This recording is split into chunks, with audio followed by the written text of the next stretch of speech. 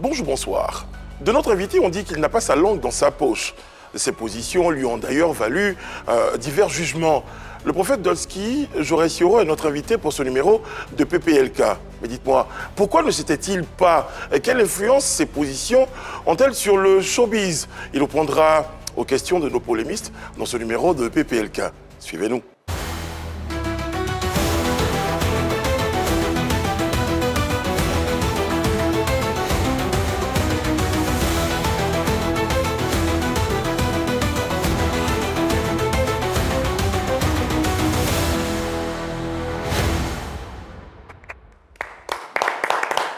Oyez, oyez. Oyez, oyez. J'espère que la cour se porte bien. La cour se porte Parce que le roi que je suis a de bonnes nouvelles pour vous, les amis. Tiens. Okay. Bientôt, c'est pas. Partager de l'argent? Ah, ok. Ah, ok, pas quoi. D'accord. Ouais. Ça vous réjouit moins que j'ai de l'argent pour vous? Ça, non, ça m'a mieux. Bah, très bien, je crois que vous êtes. Je connais votre niveau de foi. Bon, j'espère que nos téléspectateurs également se portent très très bien. C'est un vent de prophétie, c'est un vent de position, c'est un vent spirituel tout simplement, et qui plane sur ce numéro de PPLK. Mais avant, nous avons des kiffs et des no-kiffs. Oui, justement, j'aime bien le terme que tu as utilisé tout à l'heure, prophétie. Et justement, j'ai une vidéo, je suis tombé sur une vidéo sur les réseaux sociaux. Honnêtement, c'est un no-kiff pour moi en termes de prophétie. C'est pas du tout cool. On regarde ensemble. 3, 2, 1.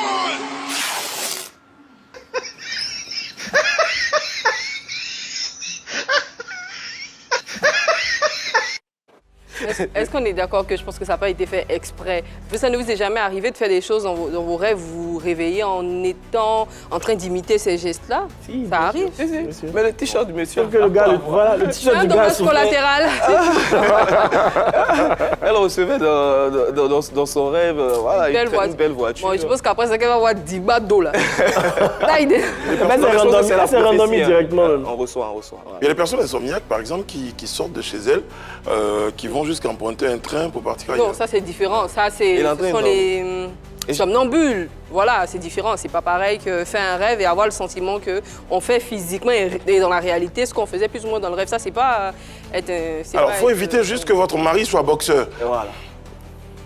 Ça peut aller très vite. Moi, j'ai plutôt un kiff pour une vidéo que j'ai vue sur les réseaux sociaux et j'espère de tout cœur que ça va arriver à Abidjan. Ça va aider les gens à être plus clean. On se regarde, ça, c'est mon kiff du jour. Et le pire, le mec, il continue dans sa bêtise. Il fait comme s'il est trop fâché, comme s'il va aller attaquer les personnes qui sont dans le véhicule. Je pense qu'il faut faire ça à Abidjan. Bon, les amis, il y a tout ça, bien sûr, tout le sommaire. La spiritualité s'invite au programme. Tenez-vous bien, le prophète Dolski Jaurès Yoro est l'invité de PPLK. Showbiz, sphère religieuse, clash, incantation pour avoir le succès, l'homme de Dieu est prêt à tout dire à travers vos séquences préférées, comme People Box et Vérité par l'image. Bienvenue dans PPLK. Vous serez d'accord avec moi que je ne fasse pas attendre un prophète pour recevoir notre invité, le prophète Dolski Yoro, s'il vous plaît. Seigneur, si tu veux, je veux faire ta volonté. Soutiens-moi. Seigneur, si tu veux, je veux faire ta volonté. Bonjour prophète, comment allez-vous? Oh, comme un charme, ça va. Exactement, ça annonce les couleurs. Alors sur mon propos de charme, est-ce qu'on n'est pas un peu dans le charme, dans la séduction, quand on propose dans sa position de prophète, comme ça, de jolies ballades comme ça, des chansons comme celle qu'on écoute, qui est de vous, je précise? Si, effectivement. D'accord. Est-ce qu'on est obligé de... Parce que enfin, je veux dire, vous me direz si je me trompe, hein, mais de nombreux hommes de Dieu basculent un tout petit peu dans la chanson, dans la musique, j'ai envie de dire. Est-ce que c'est nécessaire? Ou si c'est vrai, pourquoi vous? Quelles sont les motivations? Oh, la spiritualité est justement accompagnée de la musique. Donc s'il y a une discipline qui doit toujours être accompagnée de musique, où les leaders doivent pratiquer la musique, c'est dans le domaine spirituel. Je vais dire quelque chose qui va être assez sympa. Si moi, mon prophète, il n'a pas une belle voix qui chante, je vais aimer. Est-ce que de temps en temps, quand on est prophète, on est de facto, ou bien quand on est homme de Dieu, on est de facto disposé à pousser la chansonnette? Oui, dans le domaine, bon, c'est vrai que dans le domaine de la spiritualité, il faut mettre la musique en avant, mais tout le monde ne doit pas chanter. Très bien. Et donc, il faut pouvoir dire la vérité au prophète quand il ne sait pas chanter, avec beaucoup d'amour. Et laisser la place à ceux qui sont azaf de le faire. Très bien, merci beaucoup. Pour nos téléspectateurs qui ne vous connaissent pas, je pense qu'ils doivent être que 2 ou 3, je ne sais pas. Voici le vidéo présenté. C'est bien, c'est présenté. Le prophète Dolski Jorès-Yoro s'intéresse à la vie du chrétien, mais bien au-delà. Je sais que vous prenez des positions aussi pour le showbiz. Qu'est-ce qui justement a motivé ces positions-là sur certains faits qui sont, j'ai envie de dire, en dehors de la sphère de votre église, de votre ministère, de votre sphère d'influence qui est le monde chrétien par exemple? Oh, avant tout, d'abord, je vais encore réitérer mes salutations Je vous en prie. à mes frères là sur le plateau. Et à la sœur? Et à la sœur, et à la sœur, pardon, autant. Et à la sœur. Et je bénis Dieu pour vous, que Dieu vous donne assez de promotion pour l'excellence que vous pratiquez. Depuis les coulisses à ici, j'ai vu le professionnalisme. Alors, pour répondre à la question, il faut tout d'abord présenter le prophète. Le prophète, il peut toucher à tout. Parce qu'il y a des prophètes qu'on appelait les prophètes du palais. Ce sont des prophètes qui surfaient à l'intérieur du palais, qui étaient avec des hommes politiques. Il y a ceux qui étaient aussi avec des musiciens qui les encourageaient. Et il y a ceux qui étaient avec simplement le peuple lambda, le citoyen lambda. Donc c'était pour juste préciser cela. Et comme vous ne faites que le répéter, je touche souvent les artistes. Parfois je touche les hommes politiques. C'est le rôle du prophète. Très bien. Alors, le bonheur d'avoir un prophète sur le plateau, c'est que généralement, en plus du titre de prophète ou d'homme de Dieu que vous avez, il y a généralement des pseudos qui les accompagnent. Le vôtre, c'est Daddy Mystica. Qu'est-ce que cela signifie? Mystica, c'est mystique. Le mot mystique, c'est l'attribut des chrétiens à l'origine. Donc, dans l'étymologie même du mot chrétien, on n'appelait pas les chrétiens mystiques à 100%, chrétiens à 100%. Avant le Moyen-Âge, on les appelait moustiques. Et mystique. Et mystique vient du mot moustikos. C'est l'étymologie. Et moustikos a été emprunté par la zoologie pour désigner une bestiole qui est le moustique. Moustikos vient de buveur de sang. Donc, c'était au départ péjoratif, on se moquait des chrétiens. On ne se moquait pas. On trouvait qu'ils étaient moustikos parce qu'ils prétendaient boire le sang de leur maître qui est Jésus-Christ de Nazareth. Donc le mystique, c'est celui qui boit du sang. Donc on ne peut pas renier cette vérité puisque nous-mêmes proclamons haut que nous buvons le sang de celui qui nous envoie. Quel paradoxe. Franchement, justement, c'est... D'accord, on est dans un monde où c'est très susceptible. Quand un prophète s'invite dans le showbiz, spécialement, qu'est-ce que vous faites de ce fait-là qui peut ternir un peu votre image et qui fait beaucoup jaser? Si. Ok, il est important parfois de revendiquer ce qui nous est de droit. Aujourd'hui, on parle de plagiat, il y a des artistes qui, dès qu'ils voient qu'il y a une chanson qui leur appartient, ils font des vidéos, ils réclament. Moi, je réclame l'identité de mystique. J'aimerais vraiment même qu'on arrête d'appeler par exemple les marabouts mystiques parce que les vrais mystiques, c'est nous. Et tout ce qu'ils font, c'est vraiment du plagiat de ce que Christ nous demande de faire. En quel sens? Véritablement, est-ce qu'on peut avoir des exemples pratiques pour mieux comprendre? Ok, il y en a tellement, une pléiade. Je devais citer que ce que j'ai pris comme introduction. Jésus-Christ, il vient, il incarne Dieu. Oui. Et quand il incarne Dieu, il a des pratiques. Prenons le cas de la multiplication des pains. Bon, ça ne s'éloigne pas des brouteurs qui multiplient l'argent. Et regardez aussi la manifestation du comportemental de Christ autour de cette multiplication d'argent. Il dit à ses disciples, maintenant que tout le monde a mangé, ramassez les pains et que rien ne reste à terre. Pourtant, quand tu prends l'argent du broutage, tu dois le finir le même jour. Il y avait du pain qui quittait du ciel, qu'on appelle la manne. La manne, quand ça tombait dans le désert, il était interdit de manger ça le lendemain. Il fallait s'en débarrasser. Brice, exceptionnellement, permets-moi une troisième question. Est-ce que ça veut dire que c'est quelque chose de bien, puisque quand Jésus multiplie le pain pour partager, c'est quelque chose de bien? Il doit nous permettre même d'en apporter chez nous, mais on ne fait pas emporter avec les choses. Est-ce que ça veut donc dire que ce que ces personnes-là font, ce sont des choses bien?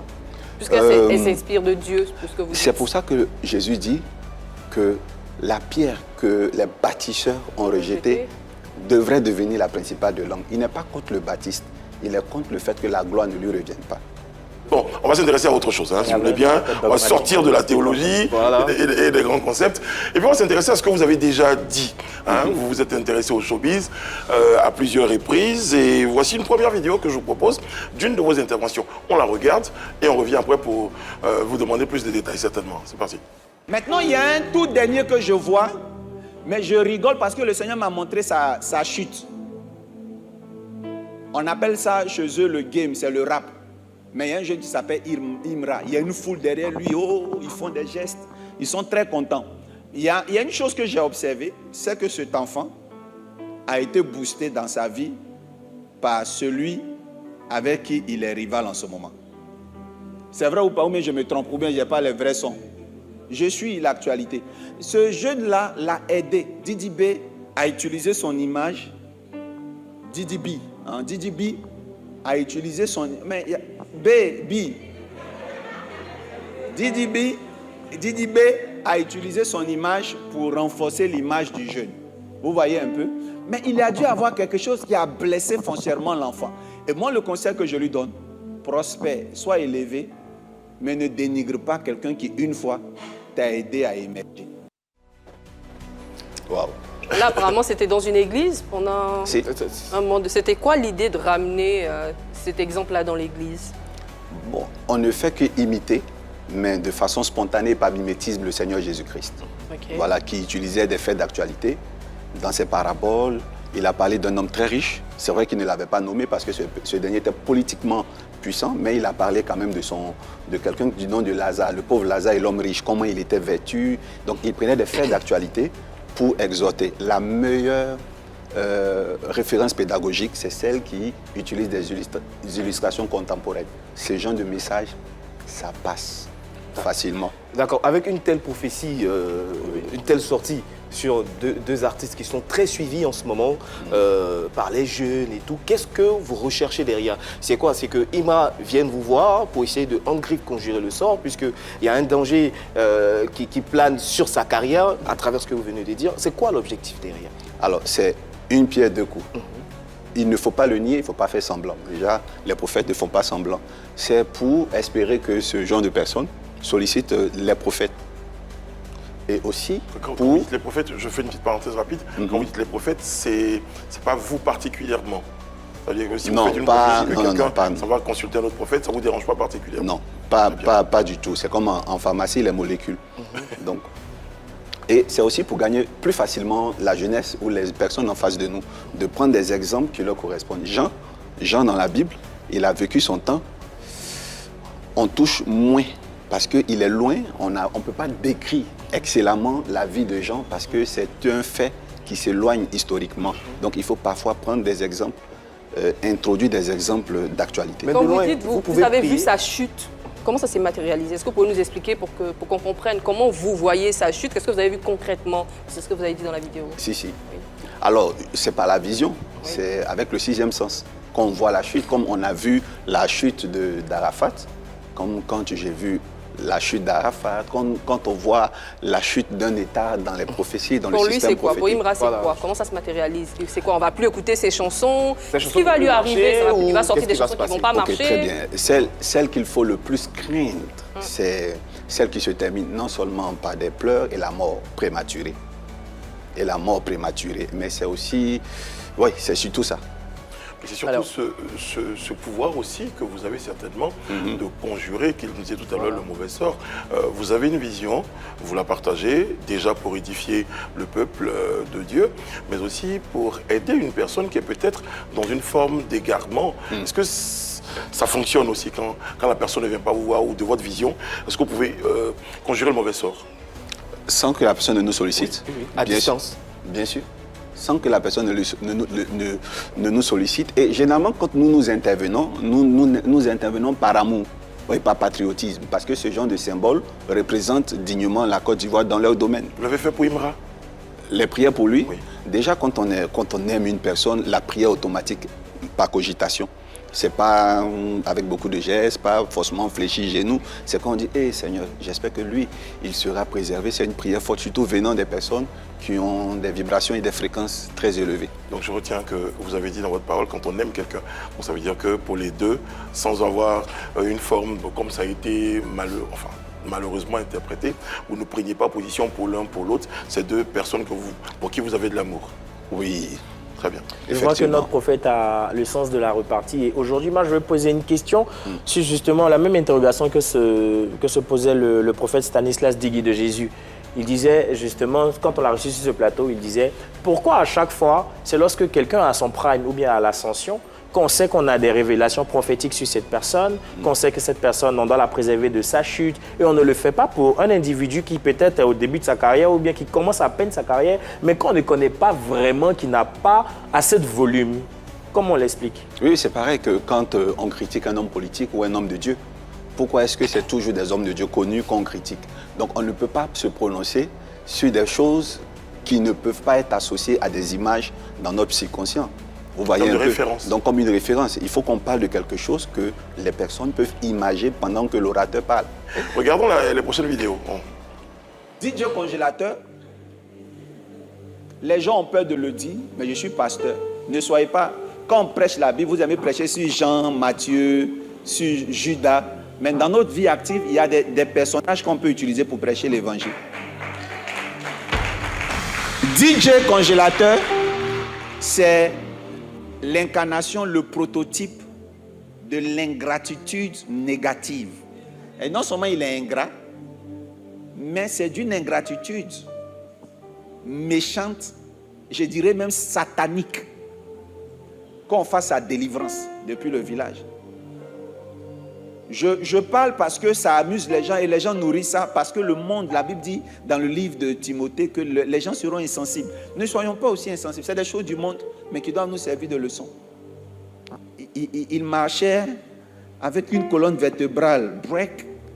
Il paraît qu'il dormait sur la table et s'est vérifié sur des tables au marché. Le monsieur t'a récupéré, le monsieur t'a pris, le monsieur t'a envoyé à Abidjan, tu as commencé à chanter.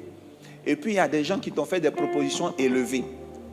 Frère, il y a des choses négatives que tu sais de lui quand il t'aidait. Tu ne parlais pas de ça. Quand tu es élevé, tu dois te taire dessus. Est-ce que quand on a un homme de Dieu comme vous, qui a des paroles qui influencent, on ne doit pas utiliser plus de tact? Est-ce qu'un message comme ça ne met pas une croix sur la barrière d'un petit comme congélateur? Parce que les gens se disent, mais quand même, est-ce qu'on ne doit pas utiliser plus de... Est-ce qu'on doit être plus doux simplement? Si. Je sais le faire, je sais être doux. Je sais être doux, mais quand on veut atteindre certains objectifs, on peut panacher le style. Jésus-Christ regarde l'apôtre Pierre, il dit « Arrière de moi, Satan ». Franchement, c'est fort. C'est vraiment très très fort pour un disciple qui sait qui est Satan. Et il le fait en public. Vous voyez, il y a des formes. Mais ici, ce n'est pas vraiment au niveau élevé de Jésus. C'est quand même, mais c'est le cœur de tout le monde, c'est le cœur, c'est les énergies, l'atmosphère. Vous savez, ce sont des symboles, ce sont des exemples. Tout le monde peut se permettre de créer un buzz. Je ne dis pas que le buzz est forcément négatif en soi, mais peut créer un buzz à partir de ce genre de séparation et ça ne va pas quelque part. Nous sommes éducateurs aussi de tout le monde et parfois, il faut faire sortir la chicotte, il faut prendre un ton pour expliquer combien de fois la chose est gravissime. Et je pense que c'est dans ce sens-là que j'ai parlé. Alors, je vais aller sur l'extrait suivant, le dernier, et puis je vous envoie la question. D'accord, allez-y. C'est quoi ce qu'on appelle le plafond spirituel? C'est très important que vous le sachiez. Il y a un événement qui se passe en Côte d'Ivoire et je vais prendre ça comme exemple. C'est le grand chanteur Suspect 95, donc qui est un Ivoirien, un frère, qui vient de se séparer avec son manager, Jules Beko. Donc Jules Beko n'est plus manager depuis 1 an, selon l'artiste. Et vous savez, après 1 an, Jules Beko ne tient plus, il fait certainement un burn-out. Il sort de son silence et il parle en parabole sur les réseaux sociaux. On finit par comprendre qu'il n'est plus avec son artiste, il crie à l'ingratitude et le monde a commencé à crier au scandale. Alors, qu'est-ce qui se passe en réalité? Il estime que son artiste, ayant émergé, a décidé de prendre des personnes qui pour lui sont plus excellentes que lui. Donc, il voit en l'acte de son artiste le fait de l'avoir minimisé. Lorsque l'artiste prend la parole pour se défendre, il a reproché quelque chose à son manager. Il dit, je t'ai toujours dit de te former, je t'ai toujours dit d'ajouter du professionnalisme. Ça a toujours été notre combat. Je dois évoluer, je paraphrase, je dois évoluer, je devais évoluer. Alors donc, ce qui est reproché à Jules Beko, c'est le fait de ne pas être professionnel. Prophète, ma question est la suivante. Lorsque vous avez ces types de prise de position, est-ce qu'on est dans un cadre d'une prophétie où on est dans l'analyse d'un homme averti et qui observe? Parce que je suppose que c'est des exemples que vous prenez sur la base de ce que vous voyez, qui sont peut-être pas venus, par exemple, par vision, ainsi de suite. Comment, sur ces positions-là, comment on vous juge? Est-ce que c'est le prophète qui parle ou c'est l'homme averti? Très bien. Le prophète, nous sommes tous nous présentons tous des produits. Nous, on présente Jésus. Et quand vous présentez votre produit, vous vous adressez à une clientèle. Je vais utiliser le terme clientèle. Et pour ça, il faut mettre un mannequin dehors, quand on est styliste, modéliste ou couturier, et on met une tenue qui met en valeur notre talent. Lorsqu'on veut toucher toute la jeunesse, on prend un seul cas. Donc ça, c'est Dieu. L'onction, la prophétie peut travailler avec un âne. On voit ça dans la Bible. Un âne a prophétisé. Mais quand l'onction a quitté l'âne, l'âne est resté âne. Ce qui veut dire que Dieu, quand il a l'intention de t'utiliser, il ne te prête pas l'intelligence avec laquelle tu vas transmettre le message. C'est pour ça que certains prophètes transmettent le message et ça énerve. Pourtant, le message devrait être bon, d'où l'intervention de notre consoeur qui, je crois que ce qu'elle dit, je vois où elle veut en venir avec le style et le ton. C'est pour ça qu'il y a beaucoup de prophètes qui sont politiquement corrects. Ils parlent parce qu'ils ne veulent pas qu'on perde de vue leur message par le style du ton. Donc, pour revenir à ce qu'on dit, je prends l'exemple de Jules Bécaud et de Suspect 95, pas parce que Dieu m'a dit de parler spécialement de Suspect 95, mais plutôt spécialement de ce sujet que je traite en m'inspirant d'un fait d'actualité. Dans l'analyse des deux vidéos qu'on a vues, il y a un moment, c'est la personne même qui est ciblée. C'est l'ingratitude. C'est l'ingratitude. Oui, c'est l'ingratitude parce que c'est mon sujet de cette période. Très bien. Vous allez voir que je vais revenir dessus pour aider vraiment d'autres artistes à ne pas faire l'erreur parce que si nous continuons comme ça, nous risquons de ne pas atteindre le niveau du Nigeria, le niveau des États-Unis. Bon, pendant qu'on vous a, on va aller tout de suite sur le sujet. Est-ce que vous avez récemment, sur le sujet de l'ingratitude, des observations à faire? Oui. Alors, ce qu'il faut leur dire, il faut qu'ils savent prendre le bon exemple. Nous, on utilise des exemples négatifs que certains peuples ont réparés pour évoluer. Par exemple, vous allez remarquer que le rap est venu par la discorde d'un style musical aux États-Unis, par la discorde des pionniers qui ont fait de l'afro-blues et whatever, qui est devenu du rap. C'est parce qu'il y a eu guerre. La guerre de Tupac et des autres va créer un autre style jusqu'aux Boyz II Men. Les Boyz II Men ont un style qu'on appelait des styles de femmes, on dit beach style music. C'était des chants, on se moquait de ça. Mais quand ils ont commencé à chanter, c'est plus langoureux. Oui, quand ils ont commencé à faire leur guéguerre, tout le monde est devenu Boyz II Men. Et ça donnait naissance à l'R&B avec les Alicia Keys, whatever. Et quand il y a des palabres, je vais prendre le cas du Nigeria. Le Nigeria, P-Square, ils étaient dans toutes les tendances de jeunesse. Toutes les générations qui viennent, qui grandissent, qui ont le bac, écoutaient P-Square, Two-Face, Idibia, whatever. Quand il y a des palabres, ça donne naissance à une nation rivale qui est le Ghana, qui vient avec la Zonto. Oui. Donc, tant qu'il y a la guerre, ça marche. Et donc, on a Don Jazzy qui vient, qui les rassemble avec Joro Bouti. Quand il les rassemble, il leur dit, si on est unis, on est fort. À partir du moment où on est unis, aucune tendance musicale viendra nous surpasser. C'est très opposé à ce qui s'est passé en Côte d'Ivoire. DJ Arafat, voilà sa chute. De Bordeaux, il a surfé sous l'onction de DJ Arafat. S'il n'y a pas quelqu'un qui va se lever pour créer un buzz, après ça s'éteint. Parce qu'il y a des guéguerres. Et ce n'est pas bon même pour le business. Quand je suis un arrangeur, si je chante, je viens faire ma musique chez toi et que demain mon rival vient chez toi, je ne viens plus dans ton studio. Ce n'est même pas bon pour le business. J'ai une boîte. Oui. Je ne sais pas si prophétiquement vous voyez ce qu'il y a à l'intérieur, mais je vous la donne et on va vous expliquer ce qu'il y a à l'intérieur. D'accord.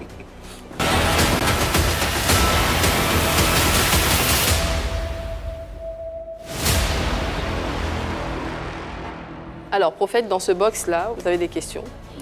Quand on a dit que vous veniez, vous étiez l'invité du jour, certaines personnes ont voulu vous poser des questions, donc vous allez les lire l'une à la suite de l'autre, vous répondez sincèrement, et vous avez l'occasion d'utiliser un joker si vous n'avez pas envie de répondre à l'une des questions. Merci. Je souris un... Oui, allez-y. Je souris un tout petit peu parce qu'on est en train de dire à un prophète ce qu'on a... En principe, vous devrez voir. Ouais, il sait que c'est... Bon, après, Dieu ne donne pas aussi des visions sur tout et sur rien, sur des bouts de papier. D'accord. Voilà, je peux y aller. Est-ce qu'il vous arrive souvent de renoncer à votre statut d'homme de Dieu? Si oui, expliquez. Il peut m'arriver de renoncer à mon statut d'homme de Dieu en cas d'extrême nécessité. Je ne sais pas c'est quoi renoncer, mais c'est juste renoncer verbalement. C'est-à-dire dire, si on me demande, est-ce que tu es pasteur, je dois dire non. Il y a des circonstances, un peu comme ce que Christ s'est passé avec lui quand Hérode le poursuivait. Ils sont retournés en Égypte. Il y a un ancêtre parmi nos ancêtres bibliques. Quand il arrive en Égypte, il dit à son épouse, si on te demande ceci ou cela, et voilà ce qu'il faut dire. Est-ce que c'est déjà arrivé? Est-ce que c'est déjà arrivé pour vous? Non, j'ai pas eu. Il y a des endroits où il était nécessaire de le dire, mais j'ai pas trouvé le besoin, moi, de le faire. Voilà, c'est tout. La prochaine question. Il y en a 3. Il y en a 3. Il y en a 3? Oui. Êtes-vous la cible de harcèlement sexuel de la part de la gente féminine lors de vos campagnes d'évangélisation? J'utilise la réserve de votre mariage. Vous êtes bel homme, vous êtes très élégant. Est-ce que ça ne favorise pas ce fameux harcèlement dont on parle dans la question? Oui, bon, l'harcèlement, il intervient quand il y a de l'insistance, non. Sinon, être sollicité, moi, je ne pense pas que c'est de l'harcèlement, c'est un compliment de la vie. Qu'une femme me dise que je suis très belle. D'ailleurs, moi, quand on arrête de dire à mon épouse que tu es belle, j'ai l'impression qu'elle manque d'huile. Voilà, donc moi, je ne suis pas jaloux quand on dit à mon épouse qu'elle est belle. Autant d'hommes doivent le faire, ça me rappelle qu'elle est toujours d'actualité. Maintenant, c'est ce qui vient après qui est dérangeant. Voilà, c'est là que l'harcèlement vient. Mais est-ce qu'il y a une personne... Comment vous préservez de cette insistance qui devient harcèlement? Comment vous en préservez? Comment je m'en préserve? Oui, quand les personnes insistent, et si ça arrivait, voilà ce que j'allais juste faire, rappeler mon épouse à un petit coaching pour éviter cela. Mais je ne m'en prends pas aux gens qui le font s'ils harcèlent. Voilà, parce que... Oui. Mais ça, c'est toute une étude. Non, la question n'était pas... Vous avez compris la question dans l'autre sens. C'est plus pour vous. La question n'était pas pour votre épouse, mais plutôt pour vous. D'accord. Bon, j'ai répondu. J'ai dit que oui, je suis sollicité.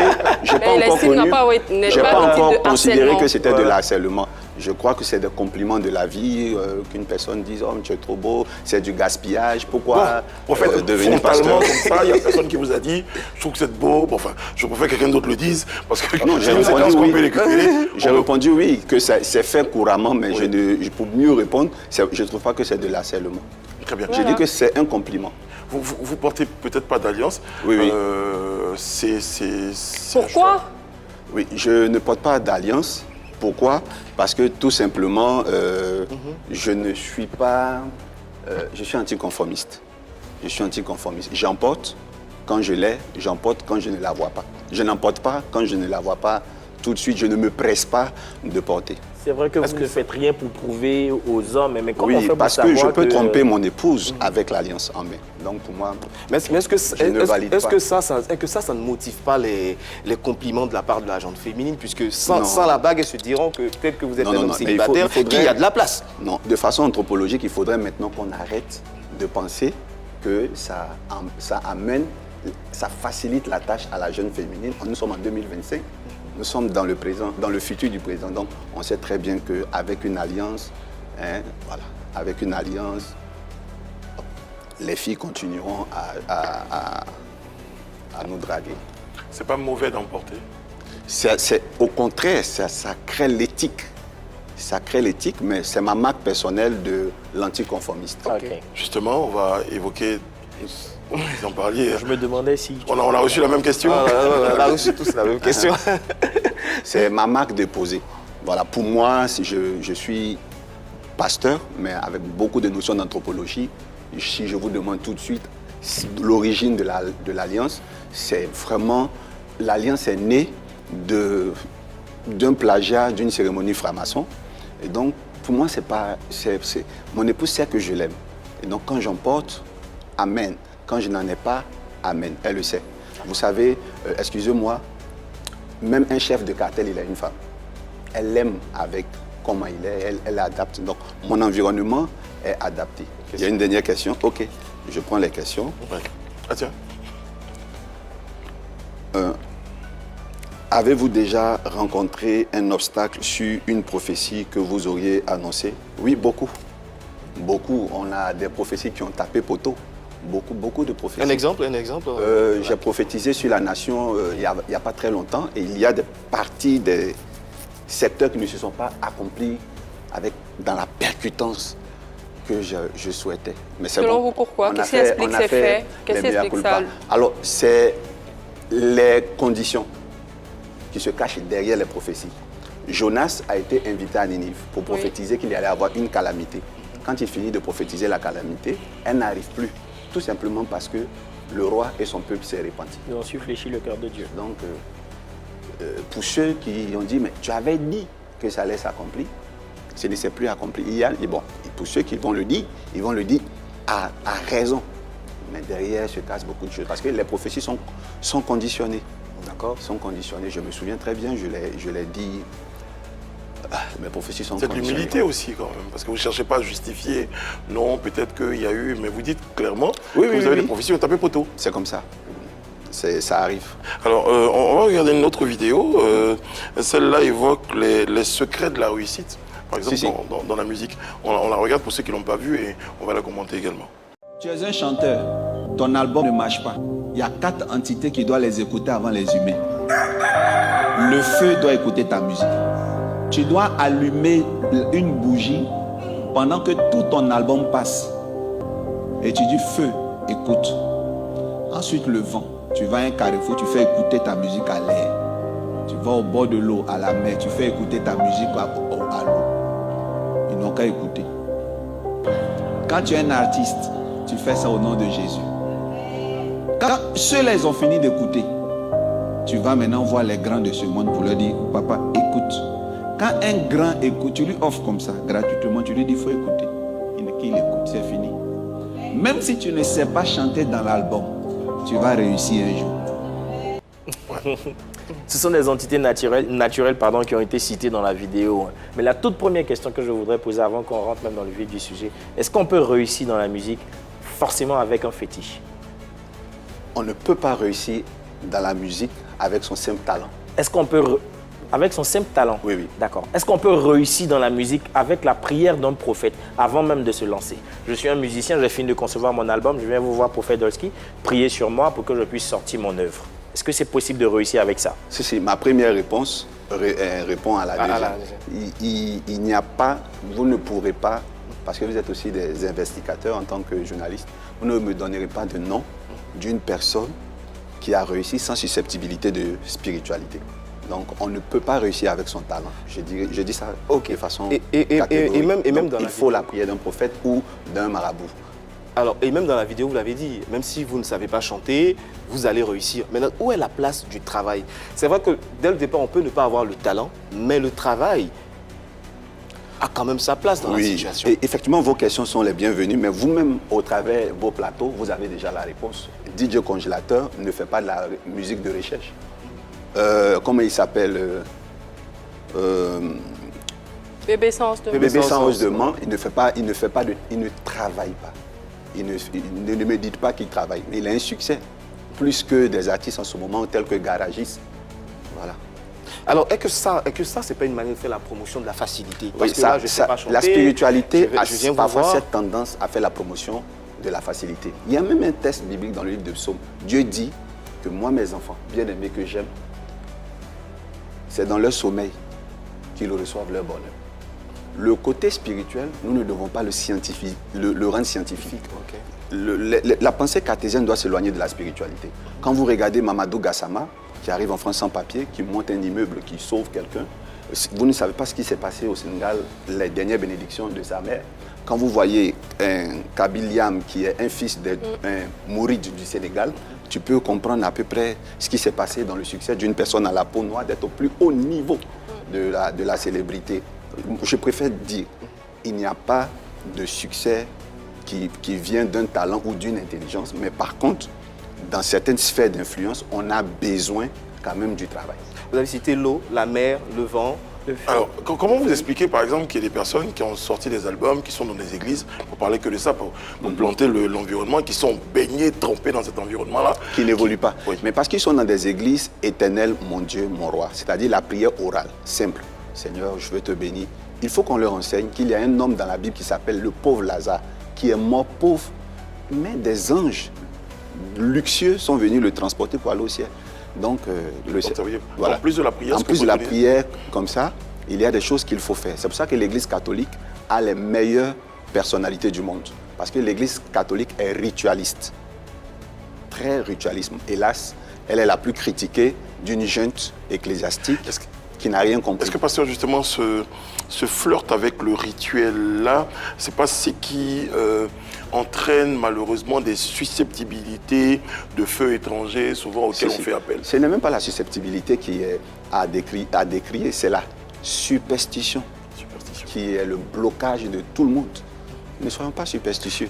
Dieu, il fonctionne dans le rituel. Vous savez qu'il y a un texte biblique qui dit Dieu tient dans sa main une coupe dans laquelle il y a du vin, il verse et tous les méchants de la terre meurent. Dans Avenger, il y a un méchant qui s'appelle Thanos. Quand il fait ça, tous les Avengers sont morts. Dieu, il n'a pas besoin de verser du vin pour que les méchants meurent. Alors prophète, est-ce que toutes ces pratiques sont utiles pour gagner les âmes? Toutes ces pratiques ne sont pas utiles pour gagner les âmes. On gagne des âmes simplement par la parole. Et les âmes sont gagnées, pas au succès dans la musique, ils sont gagnés au salut, c'est tout. C'est pas accompagné de comportement, d'attitude? Pour être sauvé? Non, pour gagner des âmes. Il n'y a que la parole, oui. Il n'y a pas le comportement. Il y a le comportement, il y a l'attitude. Il faut avoir l'éthique, il faut avoir l'attitude, mais il ne doit pas s'éloigner de la vérité. Très bien, vous parlez d'attitude, parlez de comportement. Je vais évoquer avec vous le rap gospel. Et sur ça, vous vous êtes également exprimé. On regarde ça, on passera par vérité, par l'image. À tout de suite. Merci. Il y a des nouveaux artistes chantres qui font un travail formidable. Et on appelle ça le rap gospel, le coupé décalé gospel. Lorsqu'on a interviewé un de leurs précurseurs, pourquoi tu t'habilles comme ça? Pourquoi tu es coiffé comme ça? Il dit, c'est pour appâter quoi? La jeunesse. C'est un besoin pour eux d'appâter les jeunes. Mais il y a des questions qu'on doit se poser. Quel est le bilan de tout ce que nous avons fait, le déguisement là? C'est-à-dire s'habiller comme eux, faire les gestes comme eux.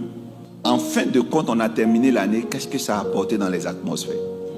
Quand vous regardez leur concert à la télé, coupez le son et puis regardez, que Dieu vous parle. C'est les mêmes personnes, c'est les mêmes gestes, c'est les mêmes manières de s'habiller. Je n'ai jamais vu un homme auprès de qui Jésus passe et qui reste le même. Nous ne devons pas avoir un évangile qui passe quelque part et qui laisse les gens exactement comme ils ont toujours été. Quand je regarde la télévision, je vois que tous les efforts de notre stratégie d'évangélisation par la musique a laissé la jeunesse exactement comme elle a toujours été. Mais je suis là pour vous parler de l'impact. Ce que je veux demander aux jeunes chrétiens qui veulent essayer de faire le mouvement de l'évangélisation, de l'infiltration, d'oser un peu. J'entendais la Selon chute. vous, prophète, comment doit s'habiller quelqu'un qui a été touché par Dieu? Je veux vraiment un changement. Si avant je mettais un jean et une veste, aujourd'hui que je suis transformé par Dieu, comment je dois m'habiller? Très bien. Bon, il n'y a pas de catalogue chez Dieu, de catalogue de coiffure ni d'habits, mais il faut savoir s'infiltrer effectivement. Vous savez, ce qui doit être plutôt prêché, c'est la décence. D'accord. Voilà, c'est la décence ou le style vestimentaire pour communiquer dans son environnement. Pour mieux être introduit à Dubaï, si tu es un évangéliste. Je vais prendre le même exemple de ce oui. que vous disiez. Vous dites qu'il y a des chantes aujourd'hui, si on enlève le son et tout, on aura l'impression qu'on est dans un concert comme pour un artiste monnaie. Mais c'est pareil, aujourd'hui, les hommes de Dieu sont taxés d'être des personnes qui portent des tenues luxueuses, qui ressemblent aussi à des chanteurs. Je prends un exemple, aujourd'hui, des pasteurs qui sont dans des tenues comme la vôtre, elle est hyper jolie. Ouais. On a des chanteurs qui s'habillent quasiment pareil. Donc ce serait quoi la différence où... Moi, je veux bien comprendre en fait. Non, là, je parlais de l'attitude des gens dans le concert. Je ne parlais pas d'abord de la tenue. Des pas de danse, pareil, vous parlez, oui, c'est ça? L'euphorie. Ok. L'euphorie. Okay. Maintenant, je vais revenir dessus, mais sinon, pour l'attitude vestimentaire, j'ai dit doser. Doser, c'est quoi? C'est que même quand on est dans le monde, il y a des tenues qui choquent, comme un pantalon baissé avec le caleçon américain dehors. Lorsque vous partez dans une administration, dans certaines administrations, on ne rentre pas avec des tenues. Donc ça n'a rien à voir avec l'église. Maintenant, quand on vient dans l'église, il y a des choses quand même que les gens font dans le monde qui ne sont pas mauvais, qu'il faut aussi prendre comme exemple. Donc quand j'ai dit doser... Les cheveux, pour vous, c'est mauvais? Les longs Chez cheveux, les hommes, bien sûr? Non, non. Okay. Non. L'introduction disait que, voilà, quand on lui a demandé, il dit qu'il le fait pour s'infiltrer. Ça, c'est vraiment très bien d'avoir de très longs cheveux. Il y a des ingénieurs dans la Silicon Valley qui ont des druides. Donc, des ministres d'État qui ont des druides. Donc, avoir des druides ne veut pas dire qu'on est bad boy. Je connais des gens qui sont rasés à fond, mais qui sont très mauvais dans le cœur. Donc, on ne va pas regarder à cela. Le dosé, c'est l'exagération dans la tenue. Hein, s'habiller avec de la séduction, whatever, et tout ça. C'est ça. On va proposer des images. Vous nous direz rapidement, je sais que vous parlez vite, vous nous direz rapidement ce que ces images-là suscitent en vous comme réaction, comme commentaire. Vérité par l'image.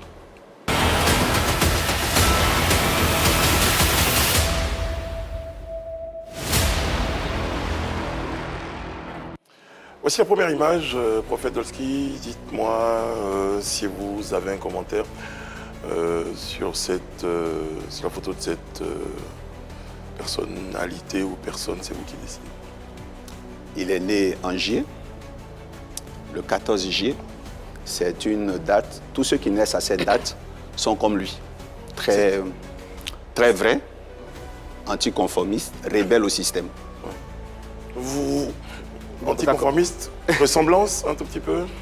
Oui. Il y a de la ressemblance dans la manière d'être vrai et d'être soi-même et de ne pas être politiquement correct. D'accord. Alors, vous avez l'impression qu'il est vrai? Parce que ça va être la question qui... Oui, beaucoup de personnes ont estimé que... Il est vrai, c'est-à-dire ce qu'il est. C'est sa vraie nature qu'il présente. Ce qu'il est à la télévision me semble être ce qu'il est quand il est à la maison ou quand il est à des endroits où il n'y a pas de caméra. Je garde cette question pour quelque chose que je... Alors, vous allez en passer au sourire. avec lui, Makosso Camille, c'est le président d'une association de pasteurs. Il est à la tête de 10 000 pasteurs. Il ne faudrait pas mieux de vous associer à lui pour la bonne marche de l'évangile? Mais s'il est le président des pasteurs, c'est que je suis associé à lui. Il est mon président. Ah, il est votre président? Bien sûr. Vous êtes dans l'association parce que je sais qu'il y a une fédération, il y a une... Oui, il y a une fédération, il est de la fédération des pasteurs. Et moi, je fais partie de la fédération des pasteurs. Je suis pasteur. Très bien. Je suis pasteur. Très bien. Donc, c'est-à-dire qu'il est au-dessus de vous, c'est ça? Oui, côté administration, il est au-dessus de moi. C'est ça. Et côté ministère? Je me rappelle quand on s'est croisés dans l'avion, il disait aux hôtesses, c'est un vieux père. Hein. Celui que vous voyez là, Dolski, c'est un vieux père, c'est un père. Quand nous, on était à Bobo, c'est un père. Mais vous ne le connaissez pas, c'est pour ça. Très bien. Donc, il peut être mon leader, c'est comme à l'armée. Je peux être là il y a très longtemps, mais si on a nommé quelqu'un général, on doit lui faire allégeance. C'est ça. Très bien. On doit le respecter. Voici la prochaine image.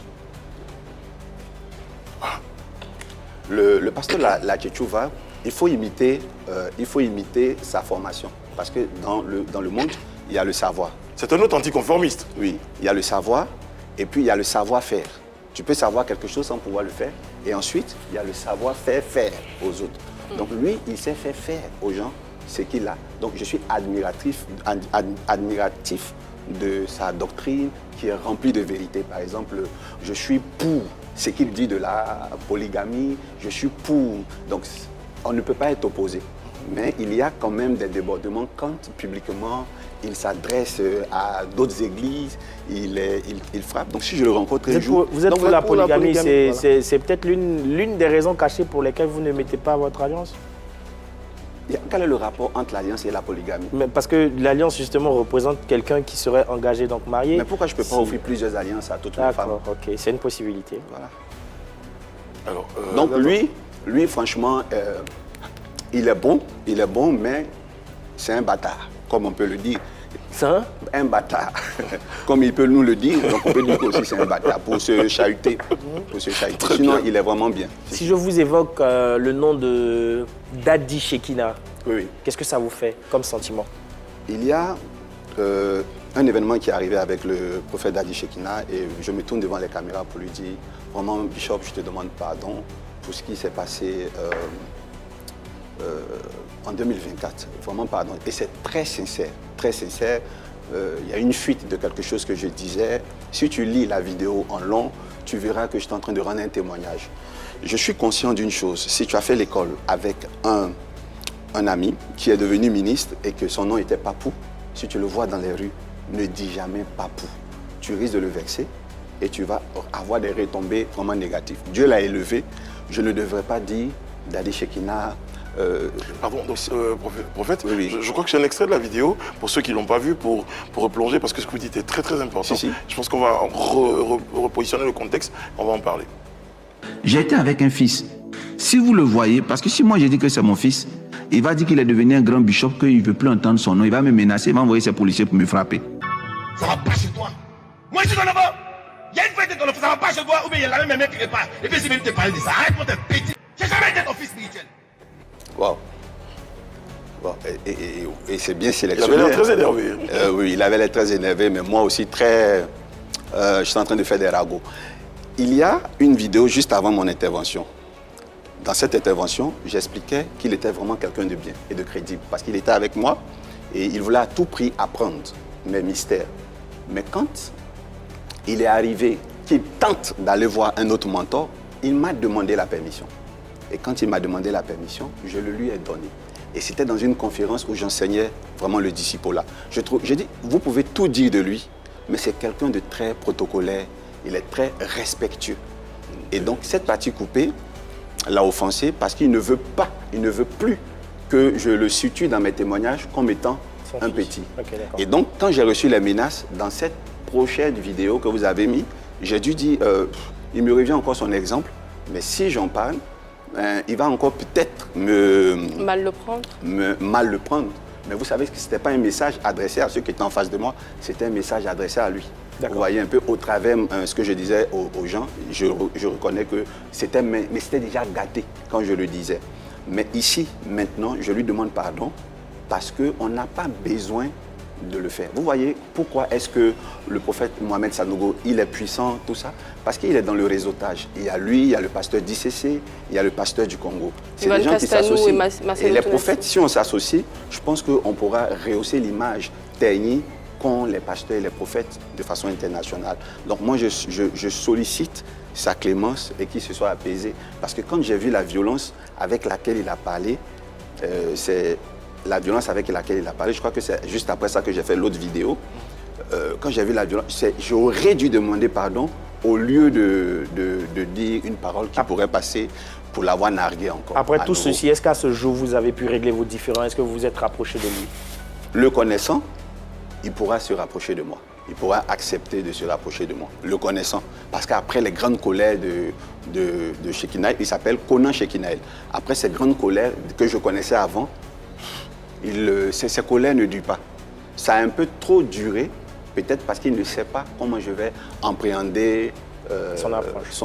Comment je vais appréhender son approche. Peut-être que c'est ce qui fait tarder. Mais moi, j'aimerais qu'on ne s'expose plus de cette façon. En disant pardon comme ça, en direct à la télé, est-ce que vous lui tendez la main? Parce que vous disiez tout à l'heure qu'il pourrait se rapprocher de vous. Est-ce que cette main tendue-là, enfin ce pardon-là, c'est une main tendue? C'est vous qui vous rapprochez de lui par ce message?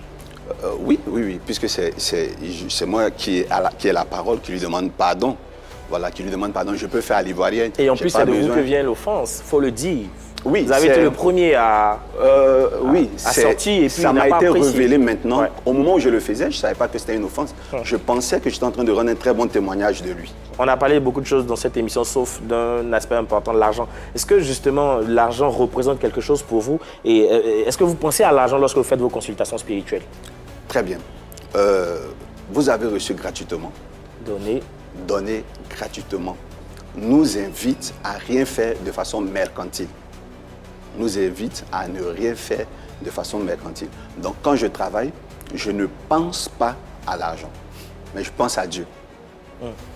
Très bien. Sur tout ça. Alors, prophète, on évoquait tout à l'heure une question par rapport au mariage et tout. Et j'ai tout de suite l'idée d'inviter à me rejoindre sur notre plateau votre épouse, qui est à vos côtés.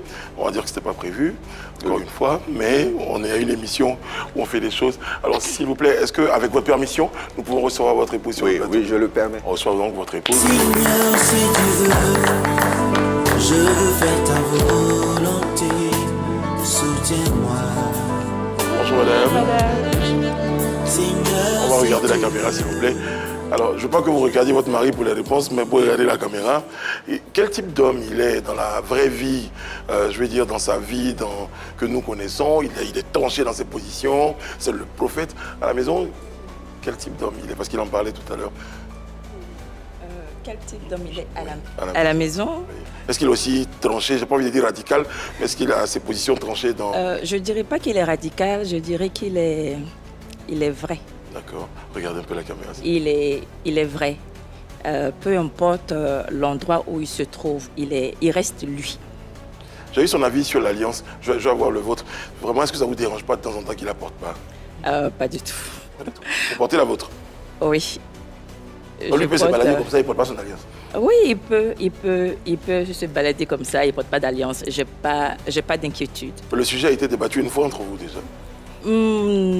Pas il est venu à vraiment. poser, bon allez bébé, moi je ne porterai pas mon alliance, t'inquiète pas, c'est pas ça qui change. Non, je l'ai juste vu ne pas porter son alliance, mais ça ne m'a pas dérangé plus que ça. Vous n'avez pas réagi, vous n'avez pas demandé pourquoi il ne la porte pas? Non, pas du tout, parce que je le connais.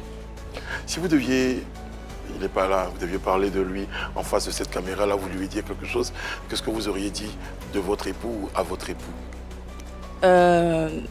Je le dis souvent, je n'ai jamais connu quelqu'un qui est aussi constant dans sa pensée et dans sa vision. Depuis que je le connais, ça fait plus de 10 ans. Depuis que je le connais, il n'a jamais changé. Il n'a jamais changé sa manière de prêcher ou sa direction. Il est resté constant, focus sur le même message qu'il a depuis les années 2000. Et c'est l'une des choses que j'apprécie énormément chez lui. Très bien. En fait, votre épouse dit ces mots à votre endroit. Qu'est-ce qu'elle représente aujourd'hui pour vous? C'est un socle, c'est un pilier, c'est peut-être votre tendon d'Achille. Qu'est-ce qu'elle représente pour votre épouse? L'amélioration, l'évolution chez moi. Elle a réussi à me faire des choses qui sont quand même d'éthique et qui me font entrer dans une certaine déontologie. Elle m'a beaucoup aidé, elle m'a beaucoup conseillé. Elle m'a dit, c'est vrai que tu es beaucoup rebelle à certains systèmes, mais il va falloir faire comme ça, il va falloir faire comme ça. Et c'est le rôle-là qu'elle joue chez moi. Même dans la décoration, dans le background derrière moi, quand je tiens la parole, elle fait beaucoup de choses avant même que je n'apparaisse. C'est toute la famille qui vous accompagne, il y a votre épouse, il y a votre fils aussi. Oui, il y a mon fils. Donc tout le monde est impliqué dans votre démarche. Et je crois que ça fait partie de vos privilèges, de votre force. On va dire. Je pense que c'est anthropologique. Le griot fait des enfants qui sont griots. Le forgeron doit imposer à ses enfants d'apprendre à être forgeron, même s'il doit faire autre chose. Madame, on va clore cette émission, hein. Vous allez rester à nos côtés pour la beauté du geste. Hein. Je vous permets même d'être à côté de votre époux. Merci, c'est gentil. Il va vous céder son siège. Hein. C'est ensemble là parce que c'est ça qu'on va vouloir prôner. Hein. C'est l'amour, vous en avez parlé tout à l'heure. Même quand vous faites des prophéties sur quelqu'un, c'est porté par l'amour. C'est parce que vous aimez quelqu'un, parce que vous pouvez vous taire et puis laisser les choses arriver comme elles sont. Mais vous avez souhaité par amour dire certaines choses. Est-ce que vous avez des regrets aujourd'hui sur certaines de vos positions? Bon, on a vu tout à l'heure celle avec le bishop d'Ali Shekina. Est-ce que vous avez globalement dans la vie des choses que vous auriez souhaité voir changer ou peut-être conduire différemment pour terminer cette émission? Elle est à côté de moi. Je regrette de ne l'avoir pas connue très tôt pour ses sages conseils. Parce que quand elle est rentrée dans ma vie, il faut reconnaître que pour ceux qui me connaissent, il y a eu beaucoup d'améliorations dans ma manière de présenter mon Dieu. Donc je regrette de ne l'avoir pas vite rencontré. Et puis bon, je pense que vous avez essayé de dire. Je regrette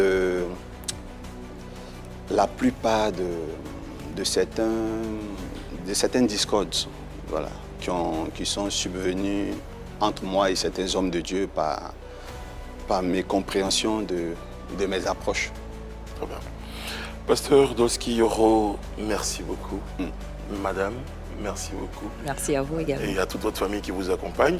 On a été très heureux d'être à l'origine de ce rendez-vous-là, parce qu'on vous connaît un peu mieux. Hein. Nous aussi. Très bien. Nos téléspectateurs, on vous souhaitera de très très bonnes choses. On vous donne rendez-vous demain pour un autre numéro de PPLK. D'ici là, que Dieu veille sur vous, que Dieu veille sur le petit voix.